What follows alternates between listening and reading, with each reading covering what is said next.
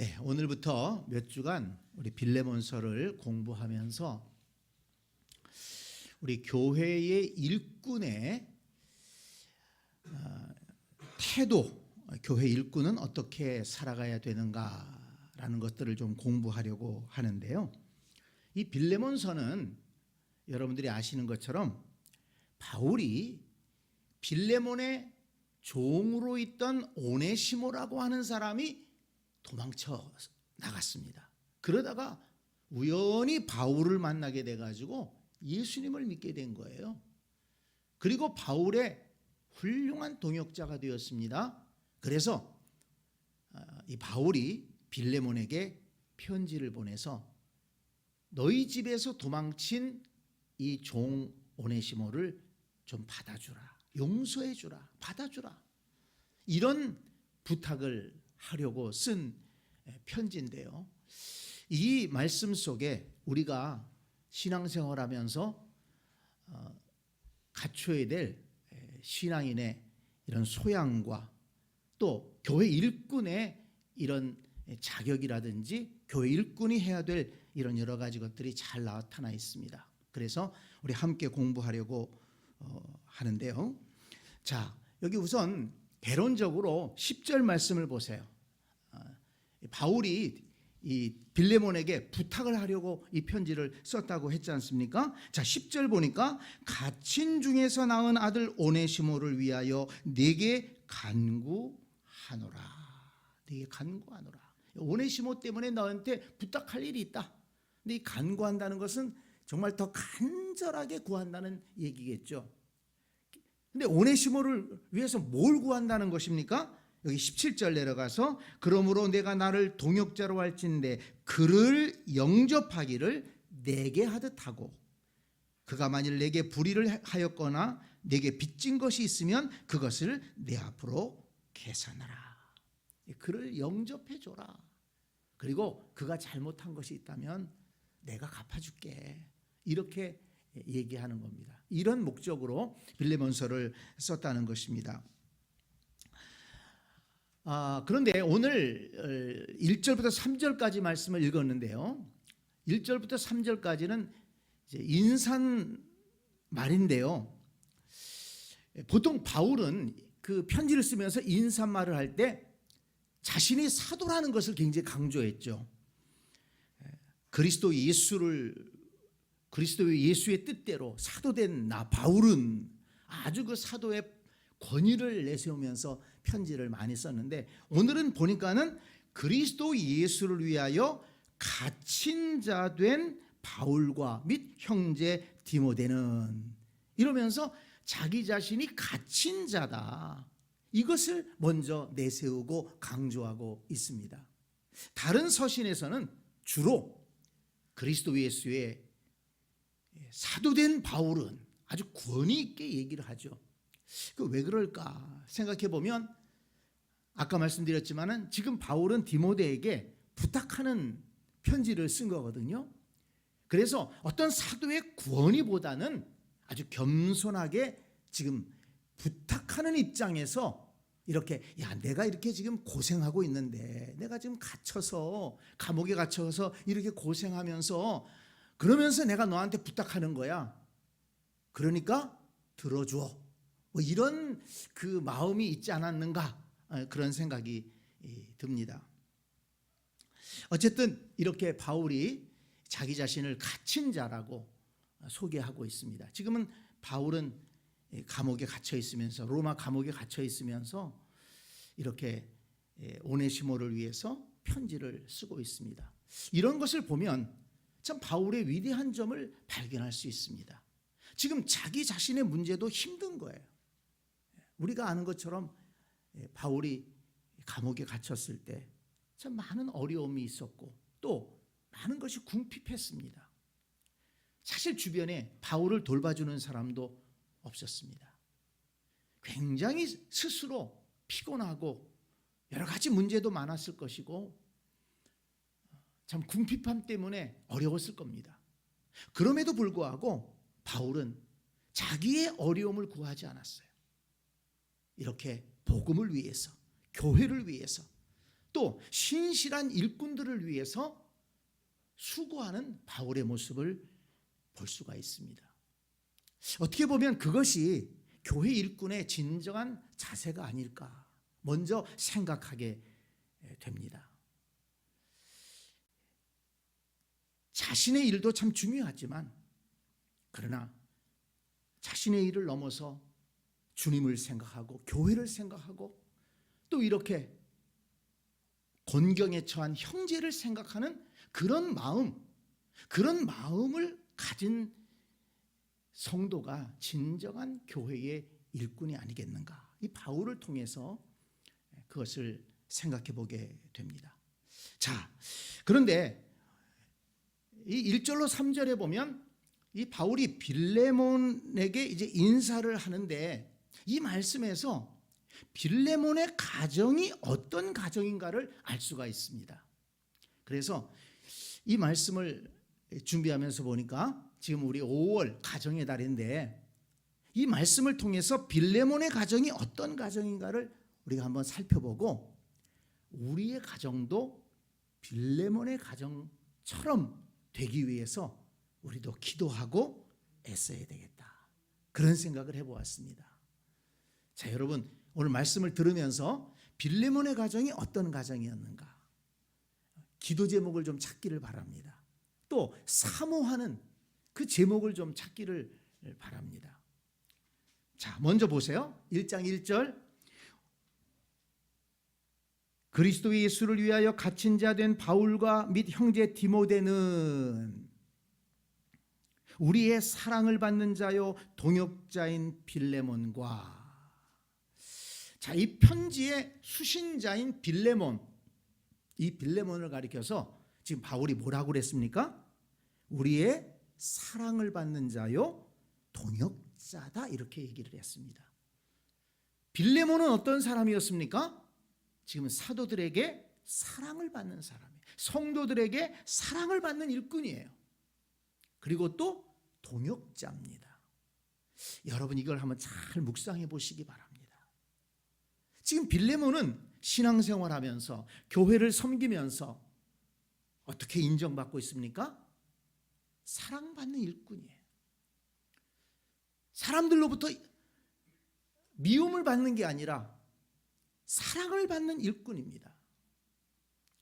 저와 여러분이 신앙생활하면서 사랑받는 일꾼으로 신앙생활할 수 있기를 바랍니다.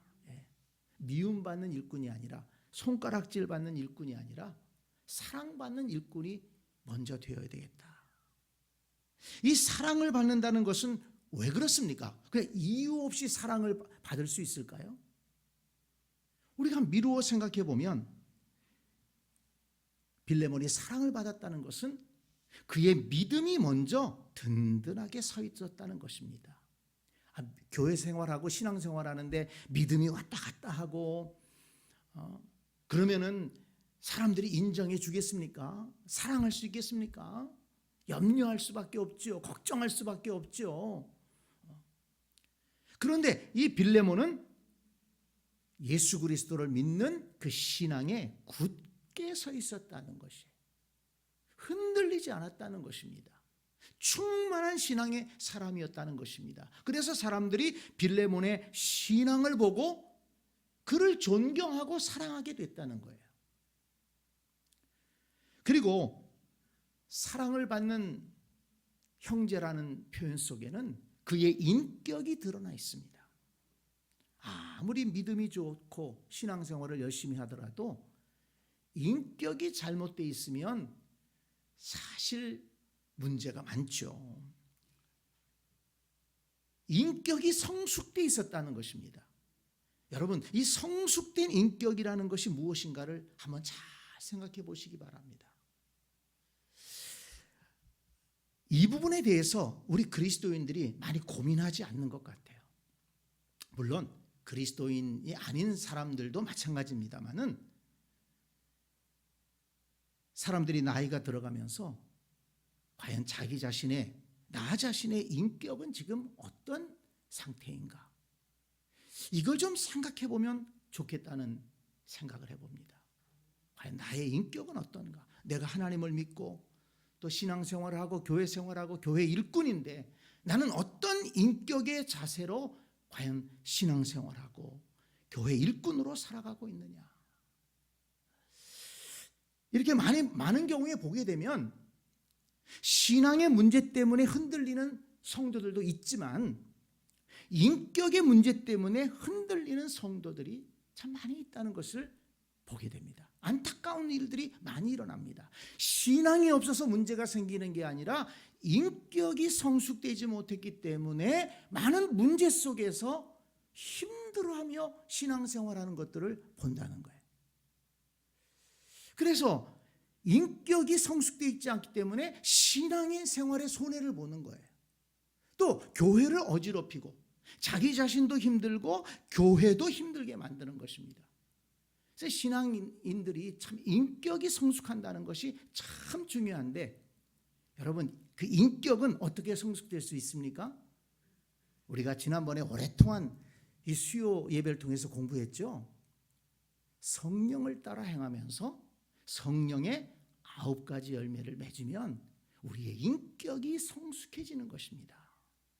그러니까 성령님과 함께 동행하며 성령의 그 9가지 열매를 맺으려고 힘쓴다면 우리의 성품은, 우리의 인격은 자동적으로 성숙한 인격, 사랑받는 인격으로 변화될 수 있을 것입니다.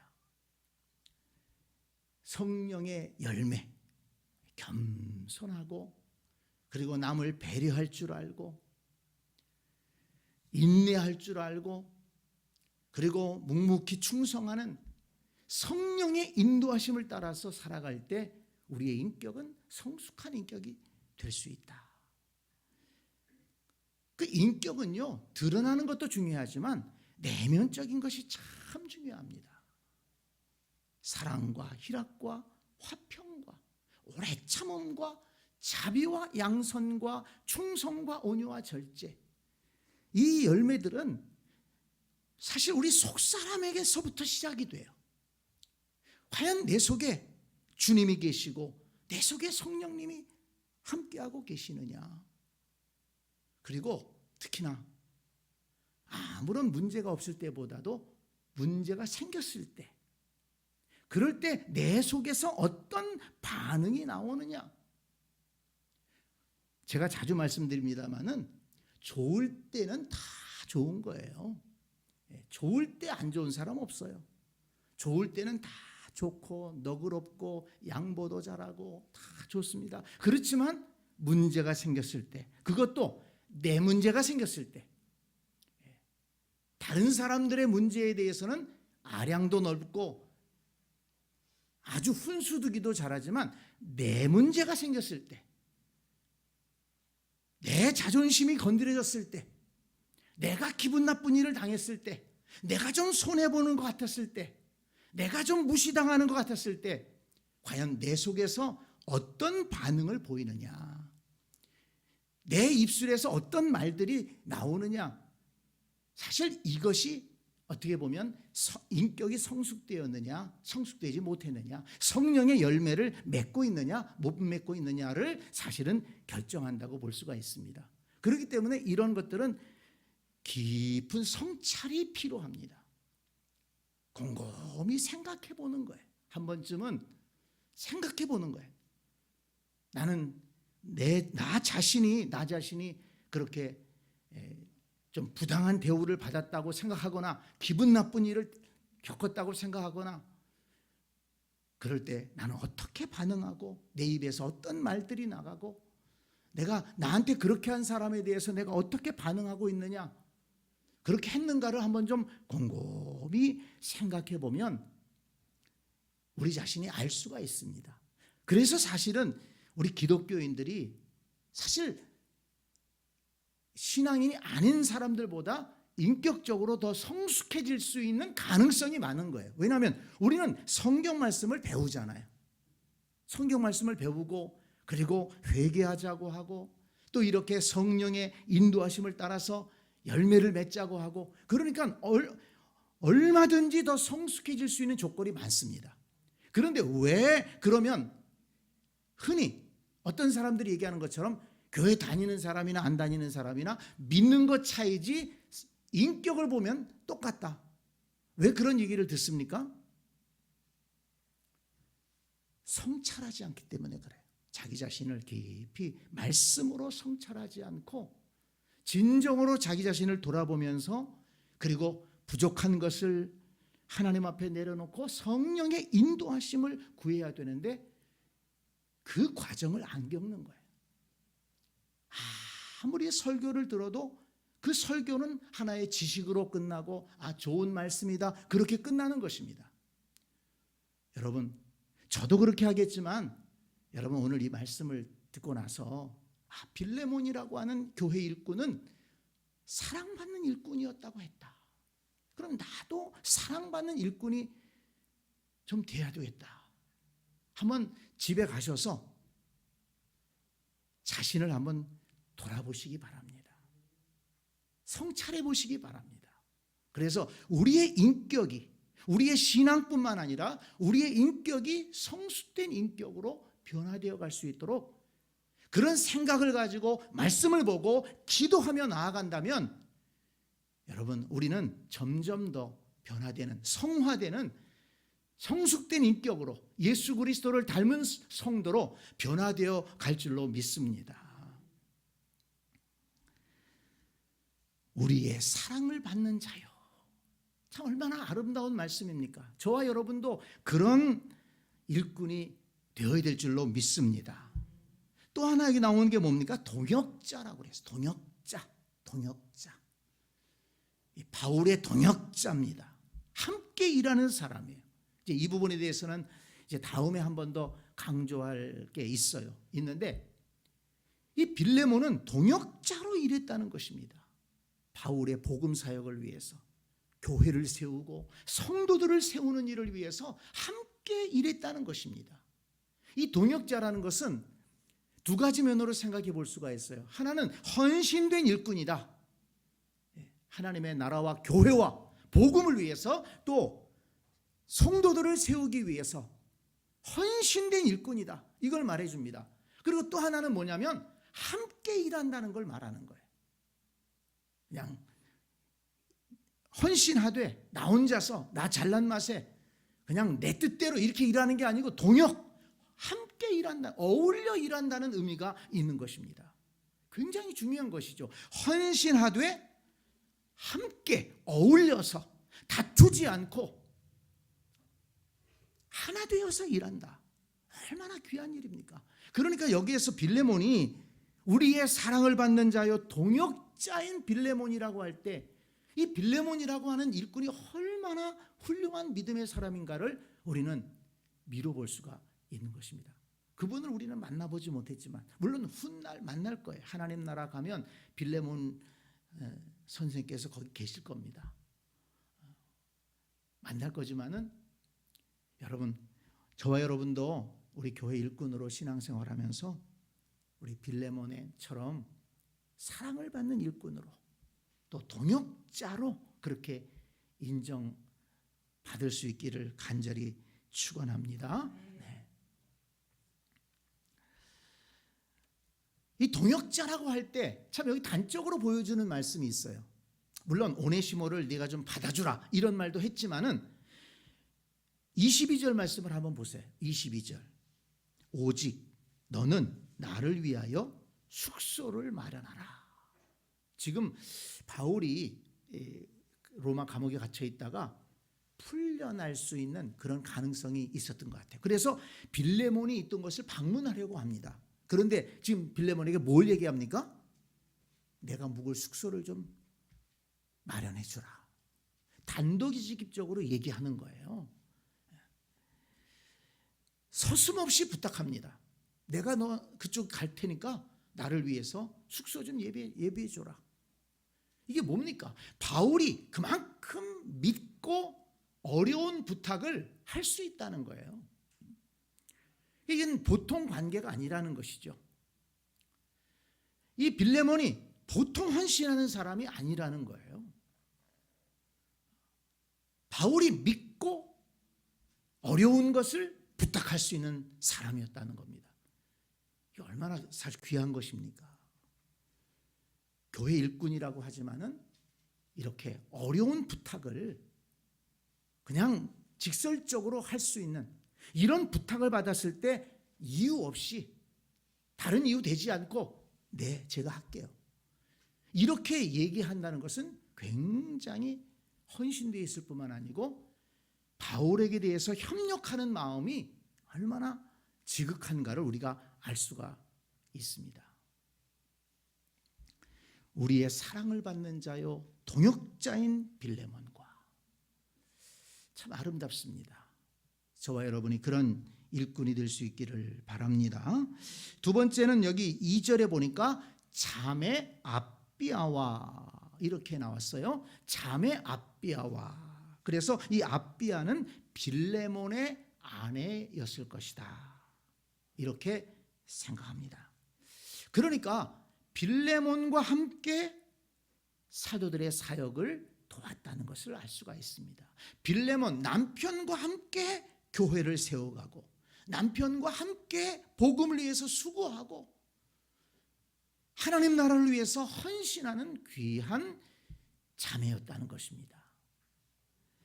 빌레몬 혼자서 하나님을 섬긴 것이 아니고 이렇게 아내 되었던 아비아와 함께 하나님을 섬기고 예배하고 또 교회를 세워가고 헌신했다는 것을 알 수 있습니다. 이렇게 부부가 합심해서 하나님을 섬기고 하나님의 나라와 교회를 위해서 섬긴다는 것은 참 아름다운 일 아니겠습니까? 그리고 또 이 아비아를 칭찬할 수 있는 것이 뭔가 하면 그 다음에 보면 뭐가 나옵니까? 우리와 함께 병사된 아키뽀와 그래. 함께 병사된 아키뽀와 또 내 집에 있는 교회에 편지하노니 그랬습니다. 아비아의 뒤를 이어서 우리와 함께 병사된 아키포. 이 아키포는 빌레몬의 아들입니다. 그러니까 그 집은 빌레몬을 중심으로 해서 그의 아내인 아비아 그리고 그의 아들 아키포는 또 헌신된 일꾼으로 젊은 일꾼으로 사역자로 일했다는 것을 알 수가 있습니다. 골로새서 4장 17절에 보면 아키포에게 이르기를 주 안에서 받은 직분을 삼가 이루라 그렇게 전해주라 그렇게 써놨거든요. 그러니까 이 아키포는 그냥 보통 교회에서 일하는 청년이 아니라 사역자로 헌신했던 것을 알 수가 있습니다. 자, 그렇다면 이 아비아가 참 어떤 면에서 보면 귀한 일꾼 아닙니까? 아들을 남편을 잘 서포트해서 교회를 세워갈 뿐만 아니라 아들을 믿음의 아들로 또 헌신된 아들로 키웠다는 것을 알 수가 있습니다. 이 아비아의 눈물의 기도 또 선한 신앙의 영향력 이것이 그의 아들에게 미쳐서 그의 아들이 하나님 앞에 헌신하는 일꾼이 되었다. 여러분 얼마나 귀한 일 아니겠습니까? 그리고 내 집에 있는 교회라고 그랬어요. 내 집에 있는 교회. 내 집에 있는 교회. 아니 이 빌레몬의 집에 교회가 있었어요? 교회가 따로 없었습니까? 여러분 우리가 알고 있는 것처럼 초대교회 때는 아직 별도의 그런 교회 건물이 없었습니다. 그리고 그렇게 많이 또 지역마다 성도들이 많았던 것도 아니죠. 그래서 예수님을 믿는 성도들 가운데 집이 좀 넓은 집에서 그들이 모여서 예배하고 거기서 교제도 하고 기도도 하고 그랬습니다. 그래서 그 중심이 되는 집이 있었던 거예요. 그러니까 이 빌레몬의 집은 조금 부유했던 집입니다. 종도 있었고 넓은 집이었어요. 그래서 그 집에서 예배를 모였다는 것입니다. 다시 말하면 이 빌레몬은 자기의 집을 교회로 내놓았다는 것입니다. 이거 쉬운 일이 아니죠. 그런데 여러분 보세요. 이 신약 성경을 보니까요. 그런 헌신된 성도들이 여럿 있습니다. 우리가 잘 아는 예루살렘 교회 어디서 시작됐습니까? 마가의 다락방에서. 마가의 어머니 그 집 다락방에서 예루살렘 교회가 시작되지 않았습니까? 거기 모여서 전심으로 기도하다가 거기서 성령 받았습니다. 거기가 중심이 된 거예요. 거기 모여서 가룟 유다 대신에 일꾼을 뽑았습니다. 그리고 또 사도행전 12장 12절에 가서 보면 계속해서 그 장소는 기도하는 장소로 들여졌던 것을 볼 수가 있습니다. 한번 확인해 보실래요? 사도행전 12장 12절을 한번 찾아보세요.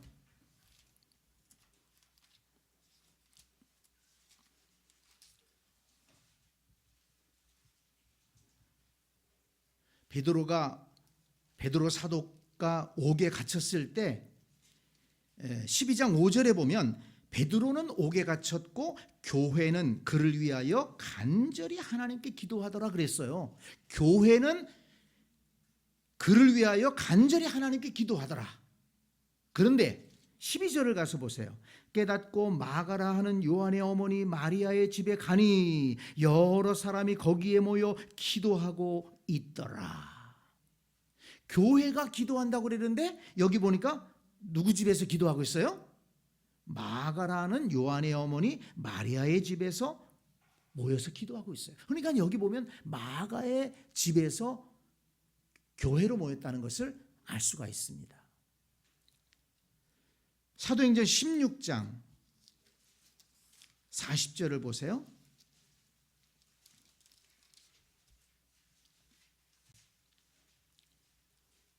(16장 40절) 두 사람이 옥에서 나와 루디아의 집에 들어가서 형제들을 만나보고 위로하고 가니라. 빌립보 얘기입니다. 바울이 빌립보에서 복음 전도하다가 옥에 갇혀가지고서는 온갖 어려움을 겪고 그 다음에 옥에서 나왔는데 지금 어디로 갑니까? 루디아의 집에 갔습니다. 근데 가보니까 거기 형제들이 모여 있어요. 형제들이라는 게 뭡니까? 교회 식구들이에요. 교회 식구들이 루디아의 집에 있는 거예요. 그래서 거기서 만나보고 위로하고 떠났다는 것입니다. 루디아의 집, 루디아가 자주장사로서 좀 경제력이 있었잖아요. 좀 부유했잖아요. 자기 집을 교회로 드린 거죠. 그 집에서 예배드리고 형제들이 모여서 성도들이 모여서 교제하고 그랬다는 것을 알 수가 있습니다. 그 다음에 골로새서 4장 15절을 한번 또 찾아보겠습니다. 골로새서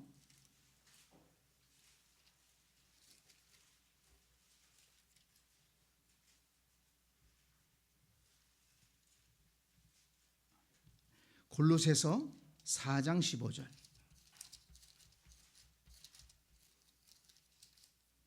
골로새서 4장 15절.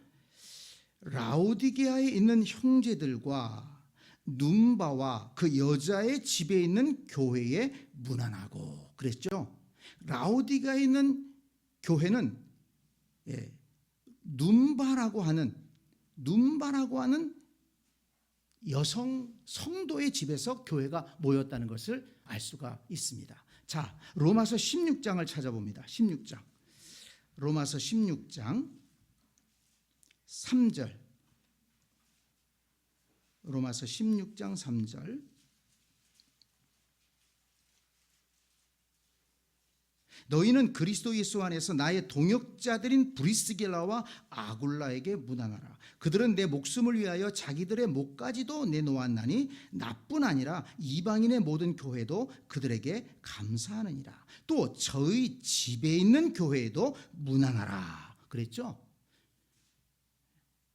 브리스길라와 아굴라는 바울의 사역을 위해서 자기들의 목까지도 내놓으려고 그렇게 바울을 위해서 협력했는데 보니까 저희 집에 있는 교회, 그들의 집도 교회로 이렇게 드려서 그 집에서 예배를 모였다는 것을 알 수가 있습니다. 이렇게 초대교회 성도들이 이렇게 헌신하는데 자기 집을 예배 장소로까지 그렇게 드리면서 헌신을 했다는 것을 우리가 알 수가 있습니다. 굉장한 헌신이죠. 그런데 제가 한 가지 생각하는 것은 뭐냐면, 아비야, 이 가정주부잖아요. 그러면 자기 집에서 교회가 모여요. 주일날이면 예배 모입니다. 많은 사람들이 찾아옵니다. 그러면 그냥 모이나요? 항상 식사를 해야죠. 뭐 대접해야죠. 주로 그런 것들은 또 여성도들의 담당 아니겠습니까? 그래, 이 아비야가 굉장히 중요한 일을 감당한 거예요. 자기 집에 교회로 모였을 때 모인 성도들 대접하고 함께 식사 준비하고 또 그 집안을 정리하면서 예배드리기에 부족함이 없도록 그렇게 한 것이 바로 안주인인 이 아비야의 수고가 아니겠는가 생각을 해봅니다. 그래서 이 빌레몬의 집은 정말 모범적인 교회 일꾼의 가정이었다라는 것을 우리가 알 수가 있습니다. 빌레몬, 누구에게나 사랑받는 형제요, 또 동역자였습니다. 아비야, 그는 빌레몬의 아내로서 이렇게 잘 남편을 보좌하고 섬기면서 교회를 세워갔고 협력했고, 그리고 또 아들을 이렇게 사역자로, 믿음의 아들로 잘 세웠습니다. 그리고 그 집에서 교회를 모이는데 그 교회 살림을 또 잘 살았을 것입니다. 얼마나 귀한 가정입니까? 온 가정이 믿음 안에 섰어요. 온 가족이 믿음 안에 섰습니다. 여러분, 온 가족이 예수 믿기를 위해서 꼭 기도하시기 바랍니다. 가정 복음화를 위해서 기도하시기 바랍니다. 그들의 영혼이 잘 돼야 됩니다. 요한 3서 2절의 말씀처럼 영혼이 잘됨 같이 범사가 잘 되고 강건하기를 내가 간구한다. 여러분, 이거 순서가 바뀌면 안 됩니다. 영혼이 잘 돼야 됩니다. 우리 인생은 유한한 인생입니다. 구원받고 하나님의 자녀가 되어야 되고 하나님 나라에 가야 될 줄로 믿습니다.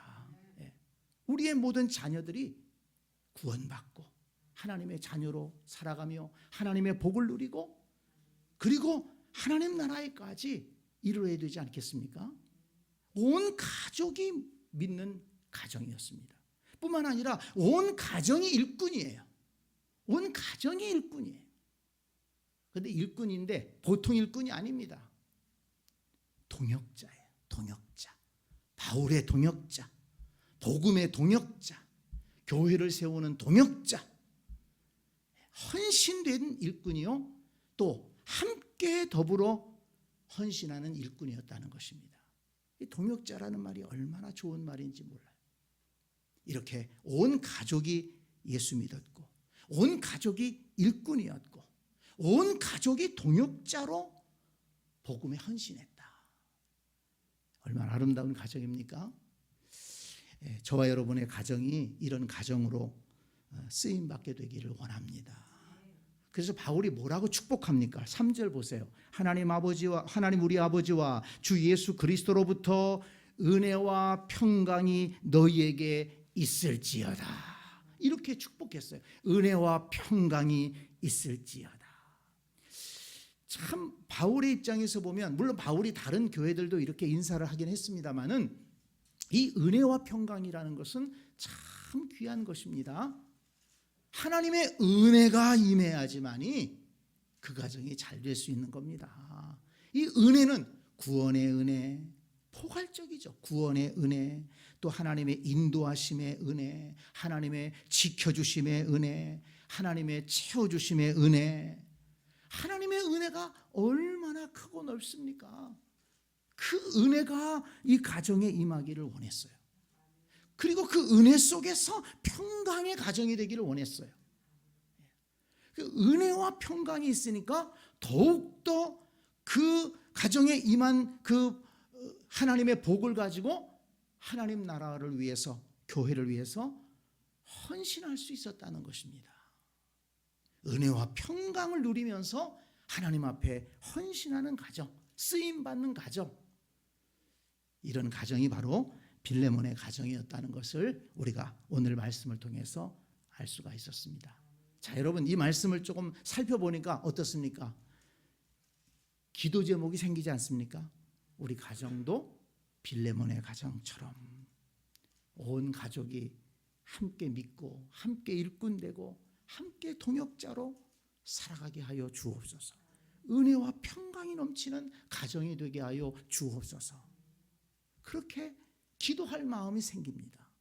그렇게 사모할 마음이 생깁니다. 여러분, 저와 여러분의 가정이 그런 가정 될 수 있기를 간절히 축복합니다. 아멘.